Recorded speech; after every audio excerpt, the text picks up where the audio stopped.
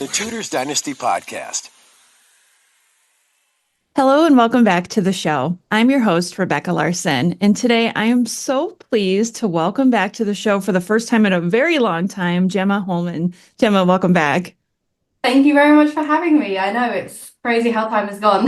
It really has, because I think the last time you were on was probably, 3 years ago. Yes, probably. Yeah, it's been a little while. I feel like we maybe were, early COVID. We had some chats and things. So yeah, been quite a while. Yes, and now since then you've written three books, right? Three in total. Yeah, this is I just had my third one come out. So yeah, it's been a busy few years. Yes, it has. But the book that we're going to talk about today is Women in the Medieval Ages. So in this book, you illuminate the world of peasants, nuns, and queens. And this book is beautiful. Let me just say that first and foremost. If you want a book that is full of beautiful images and amazing research, this is the one to look for. Gemma, why don't we start off by just, the obvious question. Why did you choose this topic? So, what medieval women is kind of my speciality, if you want to say. I sort of generally focus in sort of the later medieval period, and women's history in particular always has interested me. And I think there's just so many stories there still to tell. Women's history is still quite a recent field. And so there's plenty to write about, and there's so many amazing women that have maybe one book about them, if that, so there's so much to tell there. And my first two books, I focused very much on royal women because, again, that's kind of just the speciality I kind of slipped into was the royal court. And so I wanted to write about these amazing women that I'd found. But I'd been wanting for a while to do something a little bit more like general and thematic. And I was trying to think of different ways to do that, and what other potential routes I could take instead of a book, perhaps do some kind of podcast series or something else like that. And then someone at Advil Press, who's my publisher, got in touch with me and said that they were wanting to do an illustrated history of women in the medieval period, and was I interested? And I was actually in the middle of talking to my other publisher about doing a third book with them. And so I was a bit like, oh, I don't know, trying to do two books at once, as well as sort of doing a full-time job and all the other life maintenance that you have to do. But I was really intrigued just from the idea of an illustrated book. And then, had a little meeting with the editor. They sent me over like the thoughts that they had had about how the layout of the book might be. And as I was reading it, like everything I'd already thought up was on the page. And I was like, okay, well, clearly they have like the very same sort of vision for this book as I do if I had been putting the proposal across. And so that was a really big tick in it. And also just, as I said, just the idea to do something like that. My first two books didn't have very many pictures, sort of clearing rights for images is still really expensive, and is something that shouldn't really be expensive when they're images that are 600 years old and should theoretically be out of copyright. And so the idea of being able to do a book with hundreds of pictures that were colourful and full page and have that chance to do something more general and also something a bit more out of my speciality. I've kind of focused very much on Western Europe, so kind of England, France, bit of Spain, a bit of Germany kind of thing.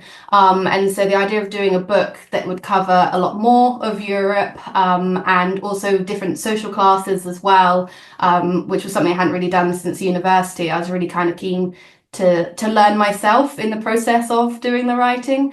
I couldn't turn it down in the end and just had to do it. I'm really pleased that I did because it was so much fun researching and as I said, learning as you go. Part of the joy of writing is the research and what you find out on the way. And even if it's a topic you already know about, you're still going to be finding out new things as you research. Being able to dip into some of those things was really great. Yeah. So I have to ask, did you have to find all of the images for the book? Pretty much, yeah. So it was a bit of a daunting task because originally we said sort of between sort of 100 to 150, but then I had requested to up the initial pitch for the word count. And so that meant that we had like extra pages to fill. So in the end, we were able to go up to nearly 200 pictures, which, yeah, I was very daunted by that number. As I said, my previous books had like 8 pictures in, so 200 was quite a lot. So I did immediately say, if there's any images that you are already envisioning to go in the book, send them over and I'll have a look at them. So yeah, my editor very kindly sent over a whole batch of images that she had already seen and thought about. And most of them, I sort of wanted to go ahead with. In this, actually, it was quite useful. I run a historical blog called Just History Posts, and I've been posting on social media there for pretty much 7 years now, just been. And so through that, there are so many objects and pieces of artwork that I've posted over the years. And so I was actually able to like dig into my own archive and go, oh, look, I did like a nice picture of a lady there, that can go in. And oh, there's a really pretty mirror case there, that can go in as well. So that was quite helpful. And then just, looking on some of these big museum repositories, there are a lot of big museums, particularly in America and Europe now, that are starting to have this free, giving out their images for free, under this understanding that actually art shouldn't be gatekept behind a paywall. So people like the Met and the Rijksmuseum and Getty. So I just would go onto their online platforms and type things in and do some searches. And I also did a call out on Twitter at one point and ask for some people for some help. And I got a few images that way. There's a lovely image of Diana the Huntress dressed up as a medieval woman with big bows. And someone had suggested that on Twitter. So that went in as well. So yeah, it was kind of a whole crowdsourcing from a whole variety of places. And eventually we managed to fill up the numbers. But yeah, it was a surprisingly difficult task, actually. It was part of what I was looking forwards to, but I was surprised at how long it really did take to actually do all of that research, find the images, and then obviously you have to write captions for all of them as well. So yeah, that took a really long time. That took like a couple of months to do in total, really. So yeah. It's almost like 2 books in one. Yes, definitely. And it's amazing because having those images in there really helps to tell the story, and it's beautiful. I just cannot say enough about how beautiful this book is. Okay, so let's start on the topic of the book. Now that we've talked about how beautiful it is and all the images that are in there, why don't we just start with peasants and let's look at the role of women peasants. So what did let's just say, what did their gender role look like in society? Yeah, so Peasants was a really interesting group to look at because I think probably out of all of the groups I look at in the book, they actually had the most variety. And that was sort of variety on several levels. So it was variety based on where you lived in Europe. Women had quite different lives and expectations. So in Southern Europe, so sort of Italy and the surrounding regions, women had a lot more restrictions placed upon them than women in sort of Northern and Western Europe, because they were expected to marry a lot earlier. So women there were meant to stay in their parental home until they got married, and then they would live with their husband might come and live with them. They had these big sort of extended family network. So, it wasn't just the husband and the wife and their kids living together. You'd have mums and cousins and aunts and all sorts. And so this meant that women very much were kind of this idea of they would grow up, they would get married, they would have kids, and that would happen at quite an early age, generally in their mid-teens. Whereas in other parts of Europe, women actually had a lot more independence. It was more acceptable for them to leave the family home, and it was actually expected in lots of places.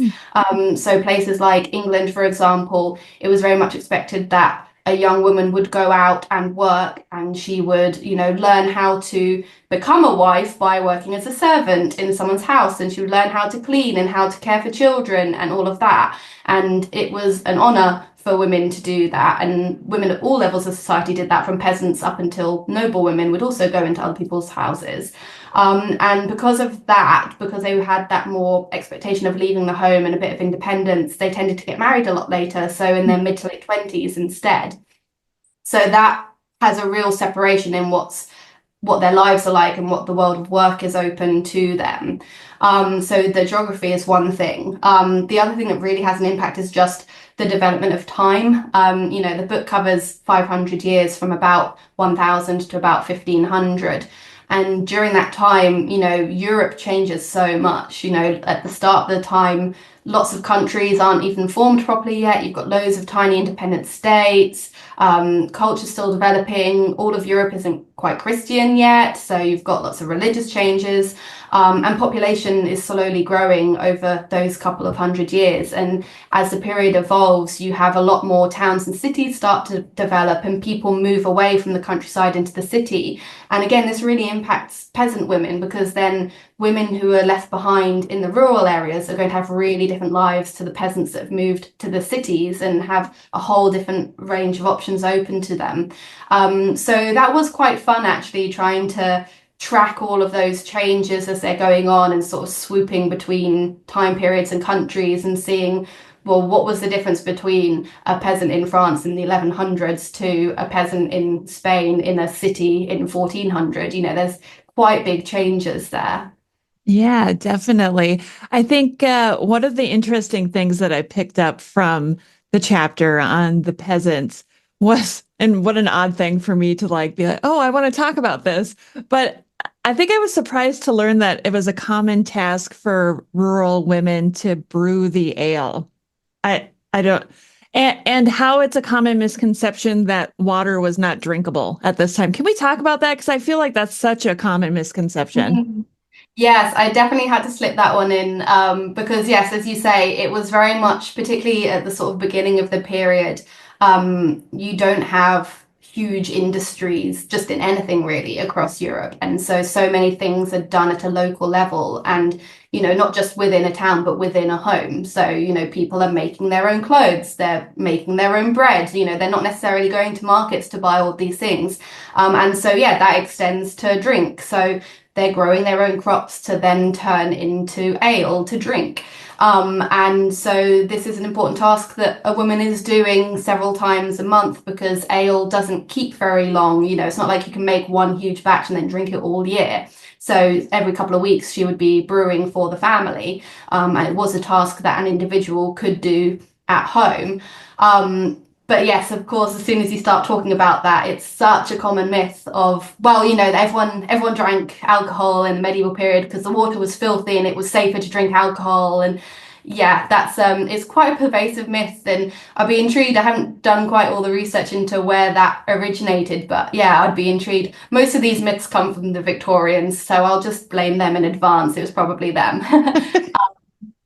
But yeah, it's not true. People had wells in their garden. They had settlements that were alongside rivers. People settled where there was water, because you don't have, every single home doesn't have indoor plumbing where you can just get some water. So you're going to settle where the water is. And people aren't dumb either. They might not have had the scientific knowledge about germs and bacteria and, all these microscopic organisms.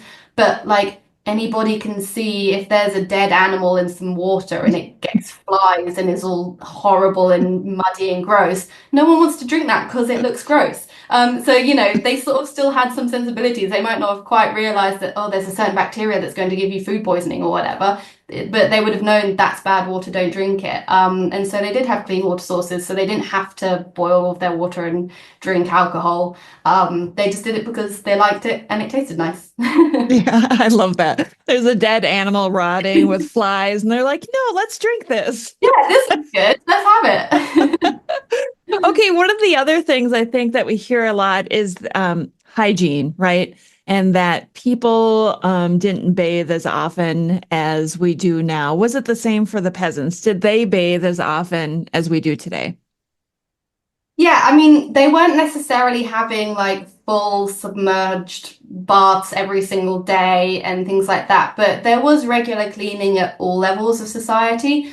And obviously, sort of the upper classes would have had more opportunities for nicer bathing. You know, they did have hot water. They were certainly, as the centuries go on, there is a form of indoor plumbing in various palaces where they do have fresh water pumped in, and obviously they've got servants who can heat up all the water so they can have a nice warm bath and things like that. So they would have had a nicer experience in that. But it doesn't mean that the lower classes weren't bathing. It was kind of more common for people to do, as I said, not like full cleaning baths, but you would just clean individual parts of your body. So, you know, you would get a cloth and you would wet it and you would wipe your face and you'd clean your hands and you'd wipe down your arms and things like that. And people are washing their clothes regularly. You tended to have undergarments that you would change every day, but then one or two overgarments. So you'd just be changing kind of like a shift underneath your clothes. That's what you'd clean and wash regularly. And then you just have the outer garments that you would clean much less frequently.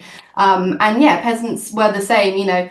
As I said, they're obviously going to be slightly dirtier. They're out working in the fields, they're sweaty, they're dealing with mucky animals, you know, they're not going to be as prim and proper as the nobles, but everybody did engage in a level of cleaning. And there were public bathhouses as well in various towns across Europe. So if you are living in a town or city, there's these public spaces that you can go, you know, akin to what you imagine in the Roman period. You know, they still existed in the medieval period, and people would go and socialize there.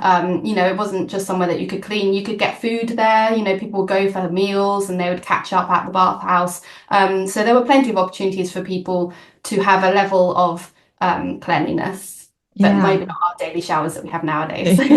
I think I remember watching a program once with Ruth Goodman where she talked about the cleanliness and how they bathe themselves. And I think that was an eye opener for me. I don't remember what that program was called, but it gave me good insights. Let's shift a little bit to life before the Black Death and life after the Black Death, because I think I was surprised in your research to find out how women were working outside of the home a lot more prior to the Black Death. So let's talk about that. And then let's talk about how their lives changed after so many people died and what their roles became. Yeah, I mean, obviously, it's such a seismic event when you're talking about European history, and it really is quite a divide in many ways. Europe had sort of been slowly growing in population throughout the medieval period, and sort of at the start of the 14th century is kind of the peak of European population for the medieval period. And you do have, you know, most countries have a couple of million people living in them. You do have several big towns and cities where people have started to congregate. The largest city in Europe is estimated to have been Paris in France. Probably about 200,000 people lived there. So, you know, these are significant places. You know, even today, like, you know, a town of 200,000 people is still like considered a fairly big, you know, decent sized town. And so you do have all of these people gathering together, and that's led to developments in technology, that's led in changes to how people live their lives. Because you've got this growth in towns, people are starting to trade a bit more. You know, if you've got everyone living in a town, people have to buy in food and drink and goods because you can't just create it all in the town. You know, you can have a certain amount, you know, people still kept chickens in their gardens and things like that, but you can't have all of the crops right outside the city. And so this means that because people aren't having to farm their own food and look after their own animals, they're more free to take up trades sort of full time. And so you start to get a bit more of a specialization in trades, and you start to get a bit more of industry, and that move away from what we were saying earlier with the brewing, of that very microcosm of everyone's making everything at home. You start to then have, okay, well, let's have a brewery where we'll have several people working and they'll all make beer and then we'll sell it to everyone in the few streets around us, kind of thing. And all of that means that there's a lot more opportunities for women, as I said, particularly in North and Western Europe, where they have a lot more freedom anyway. There's more of an expectation that women need to help provide too. And there's very much this idea of like a family unit business, because as I said, although they are starting to have places where everyone can go to work, work is still quite localized. And so craftsmen, for example, would have a shop attached to their house. And so they would go downstairs in the morning to, do their wood crafting or to do their blacksmithing or whatever, and their home is attached to it. And so that means that women are kind of intrinsically there in the workplace. And they're expected to contribute, and this can be in a whole variety of ways. So some women did learn the same trade as their husband, so that they can help out if business is booming, or if the husband needs to go somewhere, the wife or daughter can carry on doing the work. Again, obviously, if a man doesn't have any sons, he's expecting that he's going to pass on his shop to his daughter, and his daughter's husband. So then the daughter and the husband both need to learn the trade and things like that. But even if they're not actually doing the work, there's so many other ways that they can help. So the wife can be there feeding the husband and his apprentices. She can be tidying the shop. She can be out getting supplies. She can be dealing with customers and taking money. And there's so many things that she is expected to do and can do. And it's seen to be a stronger business if it's run by a family. And this is really exemplified in something that I was quite surprised to hear, that several European cities felt so strongly about this, that they would not give a license to a single man to open a business. He had to be married, because they're like, well, your business isn't going to work if you don't have a wife. You need a wife. And so, women are seen as important in helping with that. And so it's not seen as unusual for these sort of peasant and professional women to be getting involved. And yeah, the Black Death really has a really significant impact in so many ways. Obviously, so many people die, and that means that labor prices go completely out of whack, because suddenly laborers can charge way more for their work, because there's not as many people around. But then you kind of have this swing back again, where the lords don't like that the peasants suddenly have control. And so there's all these laws introduced about like limiting wages and trying to wrest back control. So you have all of these negotiations going on. Obviously, these towns and cities, a lot of them have emptied out quite a lot, and that impacts the work that's available. But generally, although the population does really get decimated, that kind of forward progress in terms of industry doesn't really slow down. It just kind of continues. So by the time you sort of get into the late 1300s, early 1400s, there's more specialization going on in industries. And this starts to actually shift the balance away from women's work, because as more men move to the towns and congregate, as they start getting these specialist skills, they don't want to compete with women in these jobs, because jobs are a bit more few and far between. It becomes increasingly seen as not actually very good that women are outside the home and are doing some of these careers. Some things with the increased specialization also lends it away from women's work. So things like brewing, when it's on a small scale just for your family, it's really easy to do. But once you're doing an industrial scale, it's actually quite hard physical labor. And so again, women shouldn't be doing physical labor like that. And so slowly men kind of take over these jobs, and it's noticed by contemporaries. Even male writers are writing down saying, oh yeah, the men are taking all the women's jobs now, like this is a thing that's happening. And the kind of final nail in the coffin is this development of guilds that emerge, where these specialist craftsmen want to protect their trade, and they've spent years learning how to do this, and so they don't want any person coming along being like, yeah, I'm a carpenter, I'm a goldsmith, I can make that for you, and sort of giving them a bad name. So they create these guilds to protect themselves, to protect their prices, to train each other and help each other out. And again, they become really exclusive, and they don't let women in. And in lots of these places, if you're not in a guild, you're not allowed to trade your goods. So that means that women can't take part. So yeah, by the end of the medieval period, women have really sort of lost that workplace. Oh, sorry. Let's talk about medicine, because this is something you touch base on as well, because the role of a woman in medicine is generally as a midwife. That's what we see, right? Like she's in the room when a woman is giving birth, but there was more to it than that, wasn't there? Women had a bigger role in medicine than we really know. Let's talk about this, Gemma. Yeah, definitely. This was one of the things that surprised me actually when I was doing my research. That, as you say, we have this idea that, well, we know women were there during childbirth. We know that particularly wealthy women were sequestered away, not allowed around men whilst they're giving birth, and it's kind of seen as this female mystery. And so you're like, okay, well, women have to be involved in that stage. But actually, particularly again in the earlier periods, women were a lot more involved in medicine in general.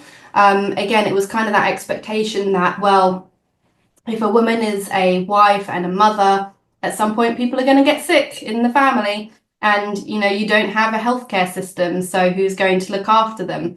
And so obviously there are doctors around who are a bit more specialized and trained, but for general everyday ailments, you need someone to take care of that. And so women were expected to know herbs and potions. Yeah, so they're expected to know what herbs have pain-killing, remedies if you've got some toothache, and how are you going to cure a stomach bug, and what kind of things can you mix together, and just general hints and tips. It's a very oral culture because obviously lots of people aren't literate, and so women are passing tips around to each other.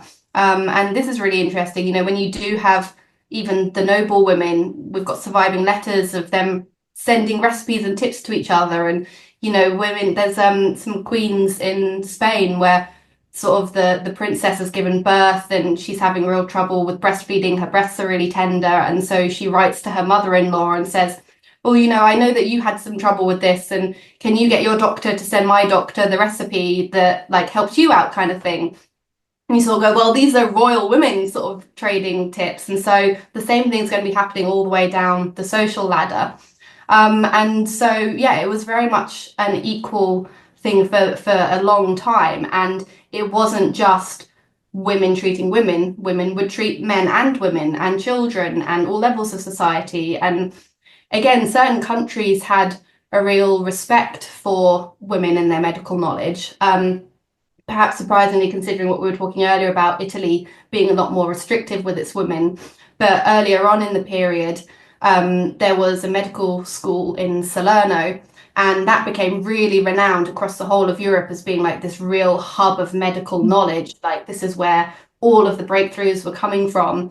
And we know that they admitted women, and we know that the men there listened to the women, and they're writing these books and they say, oh, I got this recipe from a woman of Salerno, and they're passing knowledge around and it's being respected, and even kings are being treated by women.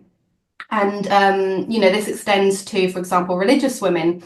Monasteries and nunneries were great places for there to be hospitals, because people are already congregating in these places for spiritual healing. And you've got a load of educated monks and nuns who can read and can learn all these medical texts. So it makes sense to have physical ailments being treated there as well. And again, no one's got problems with nuns treating people because that they're educated and they know what they're doing. So yeah, it was quite a surprise. But again, as the period goes on, people seem to become more and more uncomfortable with this idea of women treating. Not entirely clear why. There's a few reasons. Again, it's this idea of specialization, of men trying to guard their own professions, and so the less competition, the better.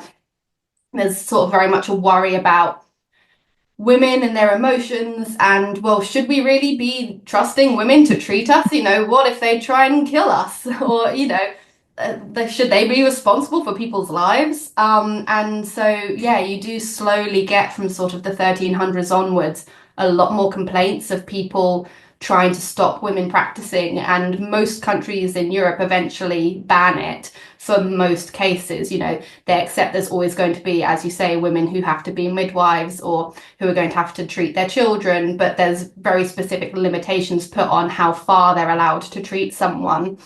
And yeah, that's a really sort of interesting, in our mind, backwards move, that they sort of go from being okay to not.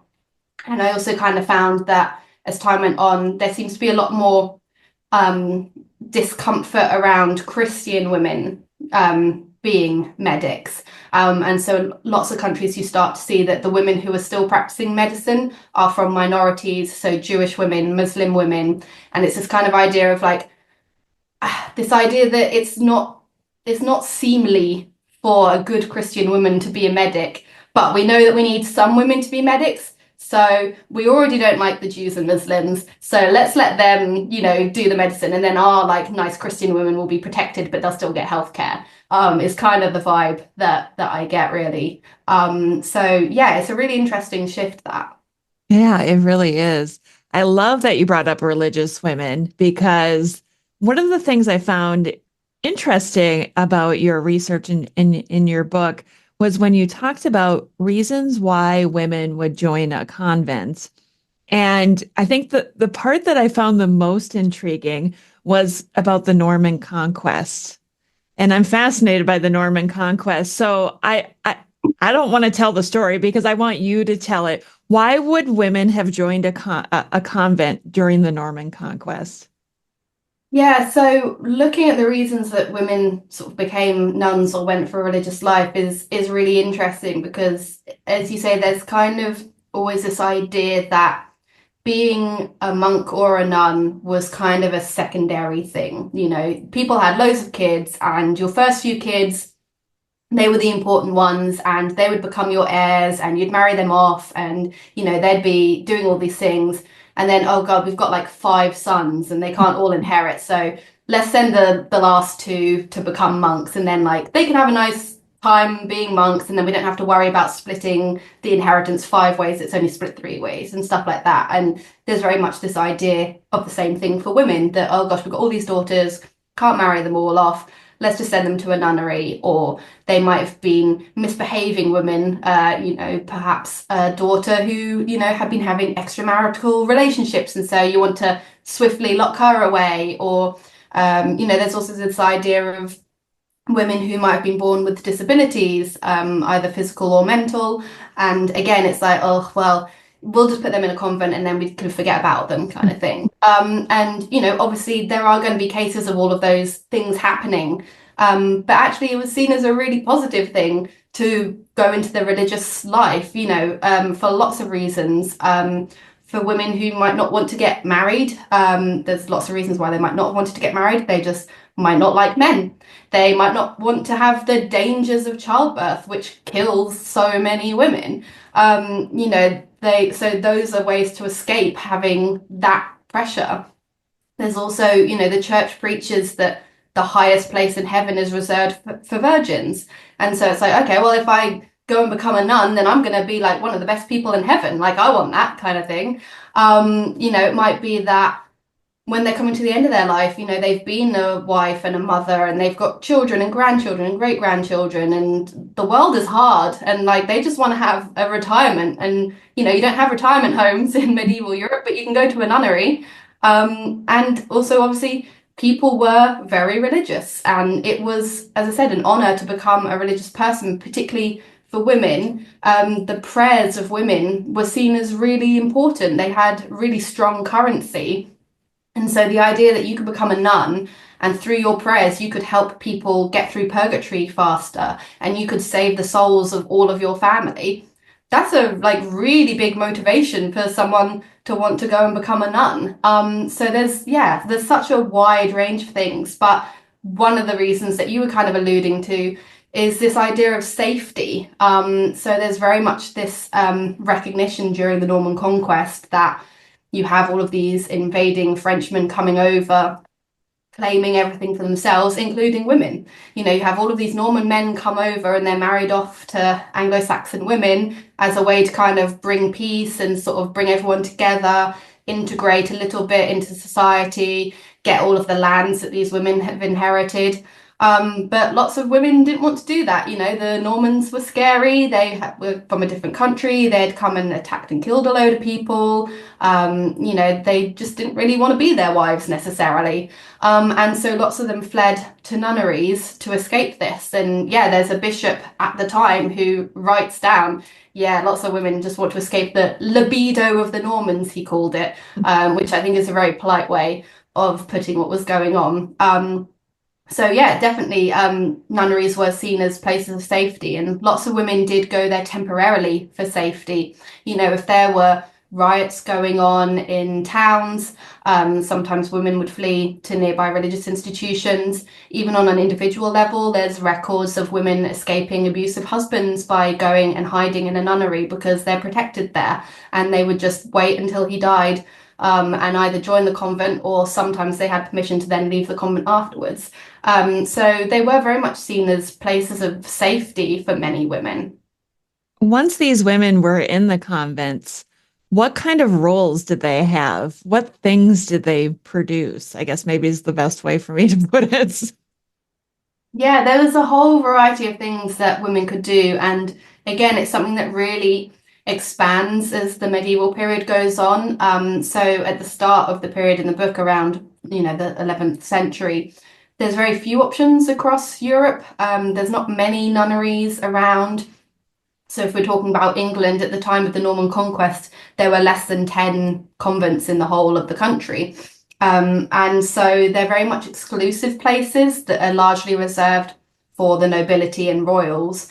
And it is very much a place for either extra princesses or for old queen dowagers to go and retire and just have a kind of a more proper place to live as a single woman that's not at court kind of thing.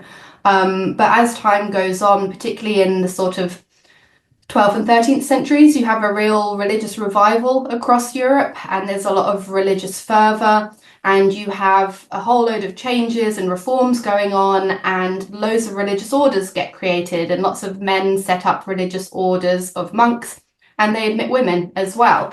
And so suddenly you've got convents popping up all over the place, and there's suddenly a whole load more choice, and they're now open to people of lower classes. So knights' daughters might go there. And as you get to the end of the period and you have this kind of mercantile bourgeois class develop in the towns and cities, their daughters might go there as well. So you have a lot many more options, but also women can start to pick somewhere that aligns with their values because you've got all these different orders that might prioritize different things. So certain ones will prioritize poverty and they would live really, really simple lives. Others prioritize charity work in the community, and so they're places with hospitals and they're like right in the center of a town and they'll go out and help the poor people. Others are really interested in education and sitting and reading all day and learning the Bible and singing hymns. And so women can actually start to choose, well, actually, I align with those values. I want to go to that convent there. And if they can't find something that they like, they can set one up themselves. Lots of women start to create their own religious communities and gather like-minded women around them. So their sort of day-to-day lives would kind of vary quite a lot based on the type of institution that they went to. But obviously, generally, the idea is that they are devoting themselves to God. So there's lots of prayer that goes on. There's attending mass several times a day. There's reading religious texts, sitting and contemplating life. Generally, throughout most of this medieval period, nuns are sequestered away. And so sometimes this is very literal. They are bricked in to locked convents and the doors are not opened unless a new nun is coming in or a nun has died. And so they are very physically locked away. And so there's lots of isolation there where they can just sit in their rooms and pray. They can walk around the cloisters and meditate and think about life.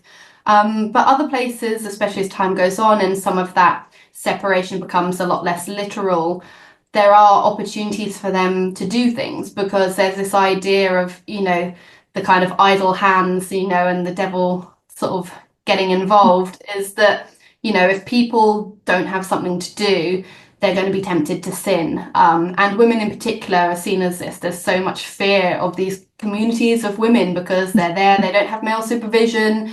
Women are gossips and they're going to be chatting to each other and they're going to be encouraging each other to sin all the time if there's not a man there to keep them in line. So they're sort of going, okay, well, how can we keep our nuns occupied? And sort of craft work becomes a real important thing. Nuns become really identified with textiles. Lots of rural nunneries have their own sheep, and so they're creating wool and then they're processing the wool.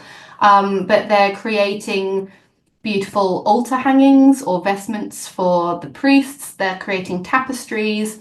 They're creating manuscripts. So if they're in an order that values education, then the nuns are involved in writing books. They might not be creating books themselves, though lots of them do. They might just be copying books. But yeah, obviously, in the medieval period, you want a book, you can't go to a bookshop and go buy one. You've got to make it yourself. So they would borrow books from other convents and they would copy out their own copy for their own library, or they would make copies for other convents. So there's lots of opportunity for them to actually physically create something in that respect. And that's really great for us kind of looking back, because it means that we do have a wealth of material that we know was created by women. And that can be really tricky for assigning ownership to anything in the medieval period. So many people's individual names who have created books or textiles or statues or jewelry, we don't know who they are. But because these convents survived for centuries and they kept their books and they looked after them carefully, that ownership has kind of continued. And so we know that someone in this convent made this 500 years ago. And a lot of the time they actually told us, for all that sort of religious people were meant to be quite humble and modest. It's hard work copying out a book. It can take months, if not years, to do. And so they weren't going to let that go off lightly. They would write in their book, I wrote this book, and they will give their name and information. And so that's really great to be able to trace individual women. And they liked drawing themselves as well. We've got so many self-portraits of nuns from these manuscripts, which I just absolutely adore, because even if you know nothing else, you've got a picture on a page that a nun drew of herself. And you're like, wow, okay, this is the one thing of you that survives hundreds of years after your death, which I always think is really special. Yes, I love that. Okay, so the last topic we're going to touch on, because we could talk for 3 hours on your book, but the last topic I want to touch on is, I have Dr. Emma on the show a lot, and we talk about art and women in art. And I think I never really thought about women, medieval women being artists, but they were pretty prevalent in the art world, weren't they? Let's talk about this, because my mind was blown. Yeah, I mean, this was something that I really enjoyed researching as well, actually, because I sort of thought, well, I know there's lots of pictures of women, but did they really create that much? Weren't women in the home all the time and stuff like that? And so there is actually, yeah, a huge wealth. I mean, as you would expect, there's loads of textiles, because that is something that women could do within the home as well as outside the home. So you would kind of expect things like that to survive. But yeah, I was really surprised to learn just how many industries women were in. I mean, you pretty much any industry that you can think of, there were some women, and they might have been a tiny minority. Obviously it really varies depending on the industry of how many women there are, but there's always someone that you can find.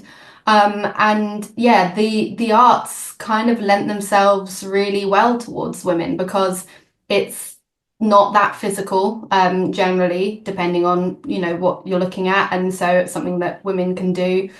And yes, particularly things like painting, decorating manuscripts. But again, this is something where that development in technology and industry that we were talking about really comes back to help women a little bit. Obviously, it kicks them out of a whole load of industries, but it does open up certain industries to them. So one that I was really interested to research about was glazing. Is that obviously as time goes on, windows become much more of a thing, and glass technology really takes off in the middle of this period. So before, making glass was really, really hard. It was really physical labor. So it just meant that it was pretty much all men who did it. Really hard work. It wasn't very good quality. It was very thick. You couldn't really see through it very much.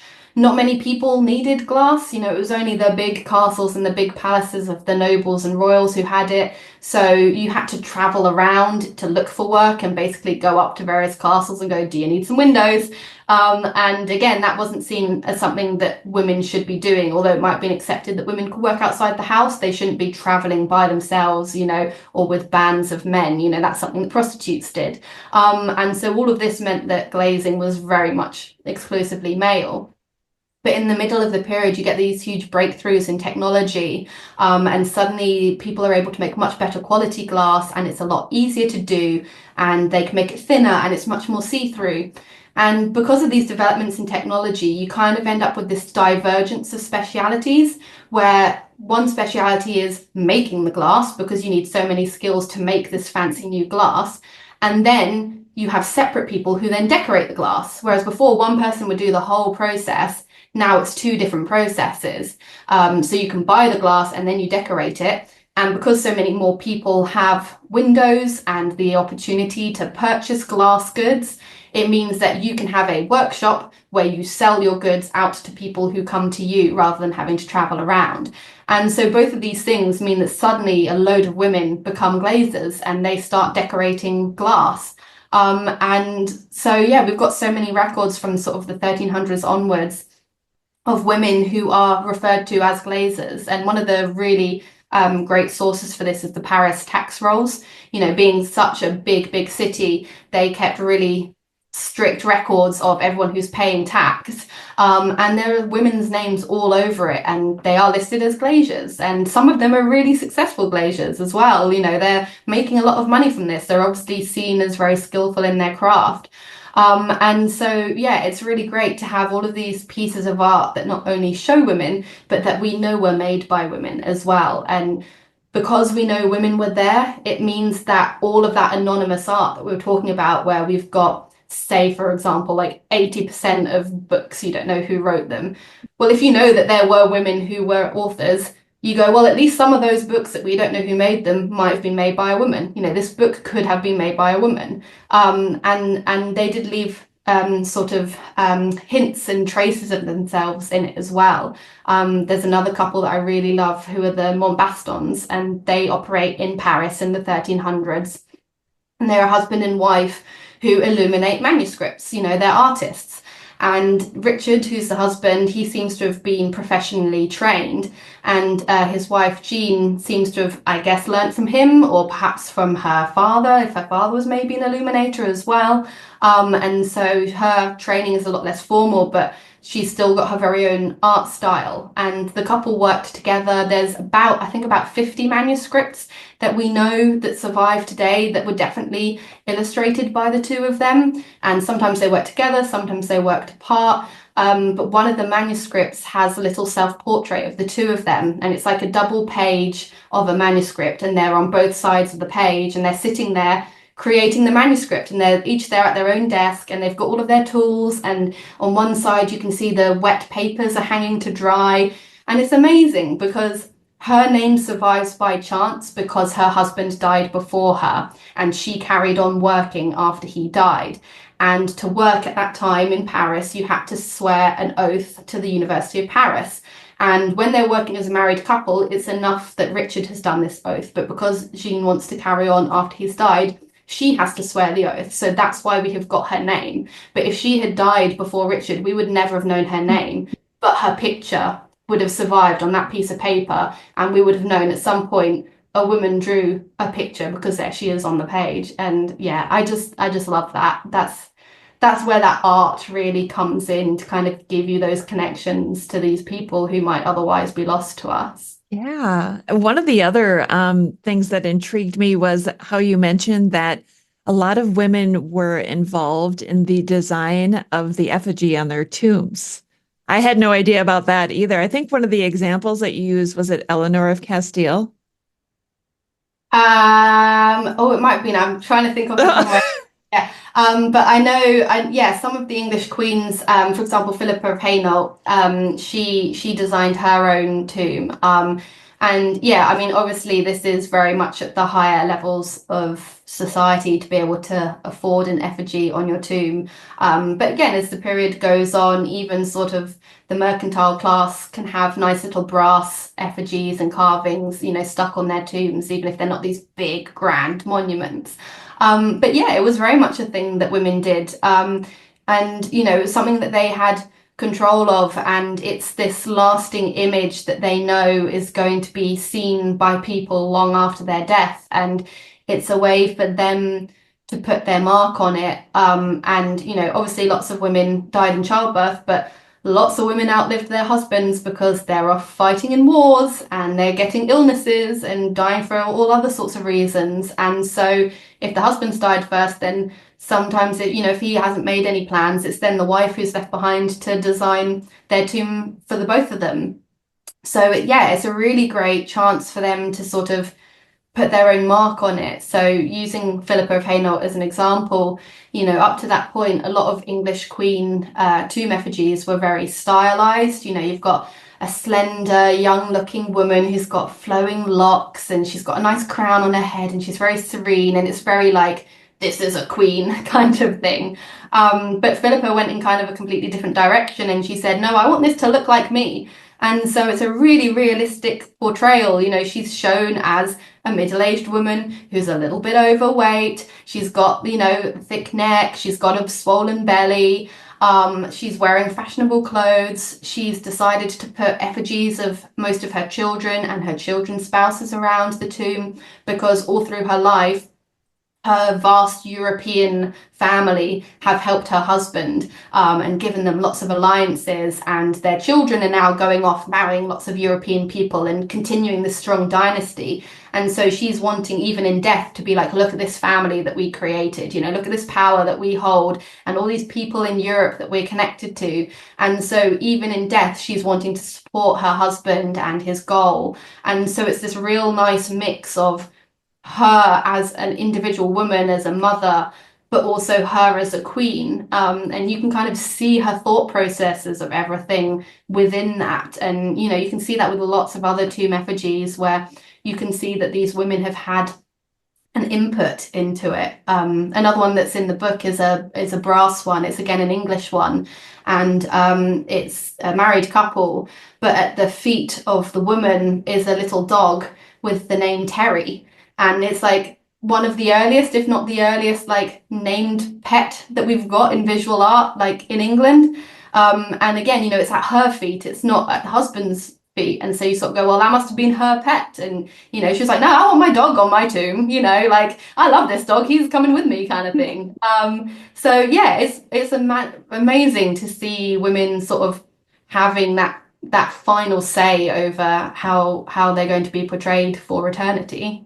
Yeah. Oh, this book is so fantastic. And the last question I have for you is kind of a different one. Let's make this a fun end to the episode. I kept thinking as we are talking about all of these different roles for women in history, for myself, I kept thinking, if I had to choose one, let's say if I was ripped out of present day and pulled back to the Middle Ages, where would I want to find myself? And for me personally, it seemed like I would want to be pulled back to a convent because that seemed like the ideal safe world. I could read, I could do crafts, I could do all of those things.